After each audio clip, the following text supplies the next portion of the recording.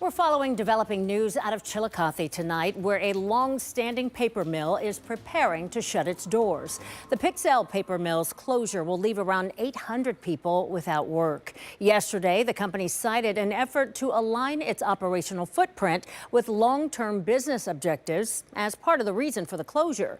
10 TV's Kristen McFarland is outside that paper mill with the very latest on this. Kristen? Operations are still underway at this paper mill, but in the weeks ahead, hundreds of workers will be without a job. Tonight, we learn how significant this loss is for the community. Ask most people in Chillicothe, and they'll know 232 East 8th Street.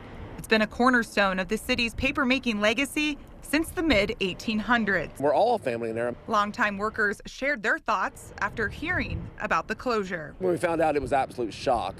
And I think everybody in the mill is still in shock. You didn't think it was coming to Chillicothe. You thought it was happening in other places, and then when it hits here, it just leaves you raw. Tim Jenkins has dedicated most of his life to the mill, along with Jeff Allen, who've both worked there for around 38 years. Me and Jeff's dad have worked together, and they retired from here, and now we're going to do the same, but it's just not going to be on our terms. Jeff says he hasn't had to look for a job in decades. For me to get a comparable wage, I'm going to be driving a little ways. Since the closure announcement, Chillicothe Ross Chamber of Commerce is stepping up to help the displaced workers. We have other manufacturers and other folks in our community that are looking for good people to work, and hopefully we'll be able to transition a lot of those folks into those types of jobs. Mike Throne with Chillicothe Ross Chamber of Commerce says the closure will be a loss of millions of dollars for the area. Just alone in payroll and other things like that is going to be a huge impact. Then it filters down to everybody else, right? Mike says the community is focused on finding solutions